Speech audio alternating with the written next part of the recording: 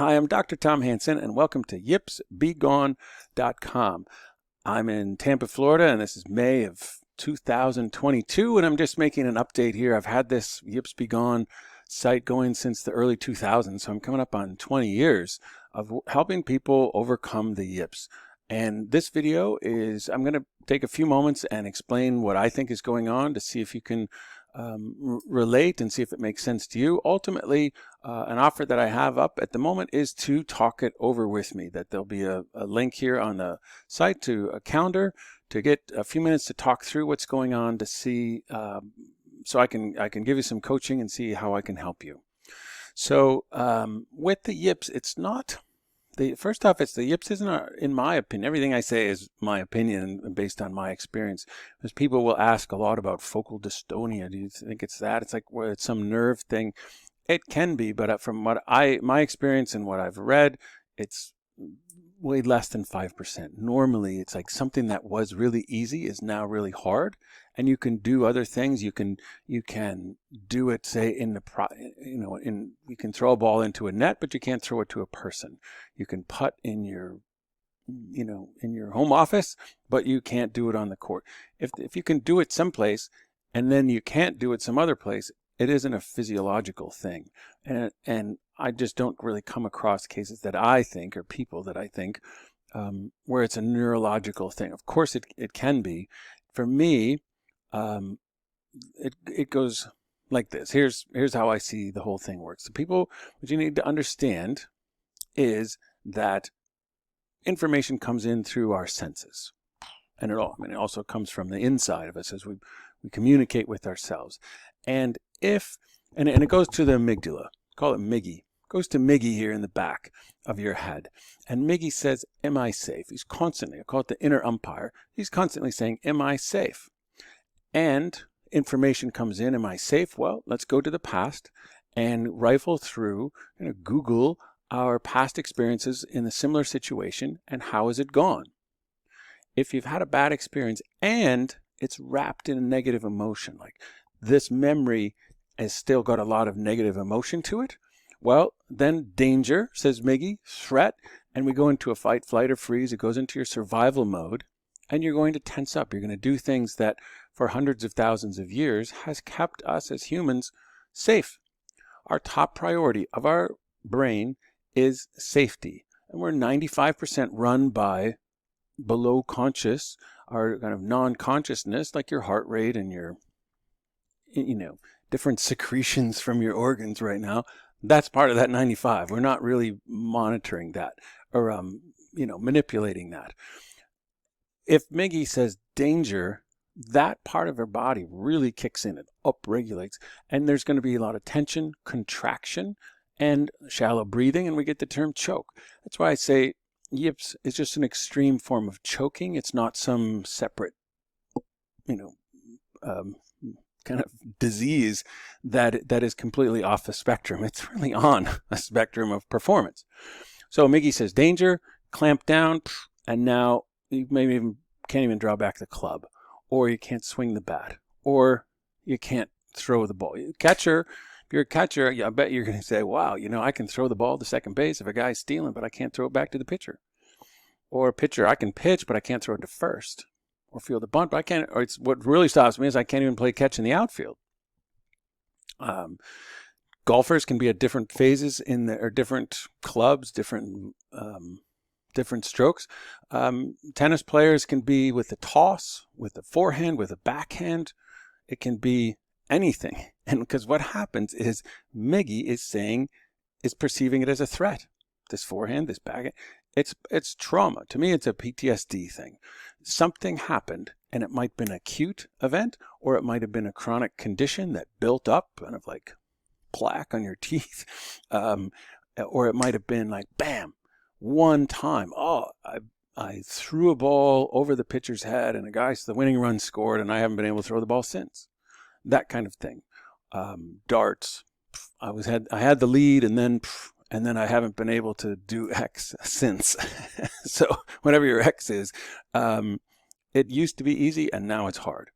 So Miggy says danger, threat, based on a perception of of the past, well, which is being used to interpret what's going on now. Now you've got the yips. You're way down here on the performance spectrum. If Miggy says, yeah, I'm safe, I've made mistakes before, but it's not wrapped in emotion, and I'll come back to that, then I'm safe to run your motor program, and it can run without interference. I love Tim Galway, Inner Game of Tennis guys. Performance equals potential minus interference. You're going to play as well as you can to your potential minus what gets in the way. And really what I'm about, I've even got Ganesh here, the god of the removal of obstacles. So it's really about removing obstacles. And the obstacle that you have, or your loved one has, is that a past memory is wrapped in emotion. There's this negative emotion that's tied to it. So when it comes up on the recall, it's like danger. Yes, that, remember when that happened?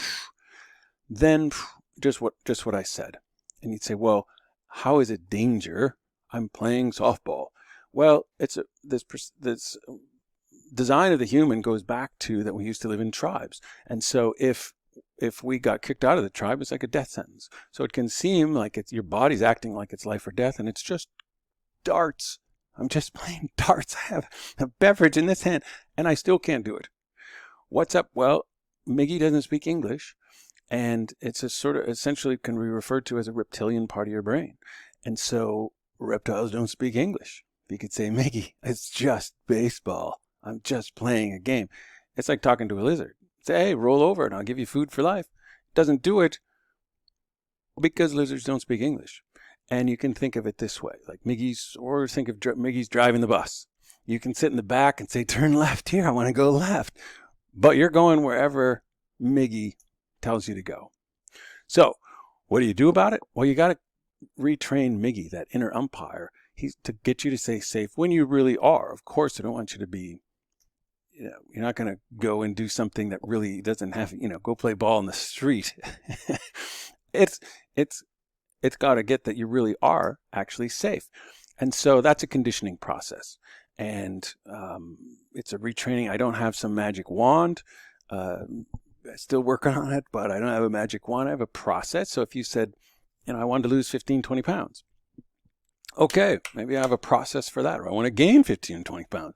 I have a process for that. I turned my ankle. I got to rehab. Okay, it's like that. It's not like I just had my knee replaced. The guy did that to me. I can't now do my other knee because I watched him closely. This isn't like that. This is more like a trainer where we go. My individual program, which is somewhat limited just because of my time. But again, if you're interested, you can click down below and set up a time to talk about it, is that we'd come and I work you out. Not on that call. We talk about it. But that's like talking about doing push-ups. It doesn't really help your pecs or triceps much. On our call, I'm training you working out with psychosomatic techniques. And I mean, my room is surrounded with books here of different techniques, and I take the best of what you need right now and we go at it. And then I leave you with how to train yourself, because again, you do it. I don't do it to you, some Harry Potter kind of thing. You learn to do it yourself, which is the good news. You want that power, you want that control, because it's not just, I don't have the yips. It's moving up this performance scale so that you're back playing freely and having a great time playing it. Now, I have to say also, before I wrap up, that it's not like I'm unbeaten. It's not like I own the yips. I doubt many people have worked with more people, but it is a process. Every person is different. It's not like my knee where you can get an x-ray and see what's happening, because we don't really get an x-ray of your head. So we work, you go out and do your thing, and then you come back. It's a relationship and a training program, again, not a magic wand. So I can't say, I'll fix it. It's a complicated thing. I wouldn't be still here almost 20 years later if I didn't have massive success with it. But again, it really ends up being, to me, it boils down to a matter of persistence. I've got the tools. You can't stop a tank coming at you with a pistol. Unless it's a really good one. You need the right kind of weaponry. And that's what I've come across, and I just keep getting better and better at it as I go. So Anyway, I'll stop there, and hopefully that made, if that resonates with you, makes some sense. Let's connect, or you can shoot me an email. There'll be a way to do that down below as well.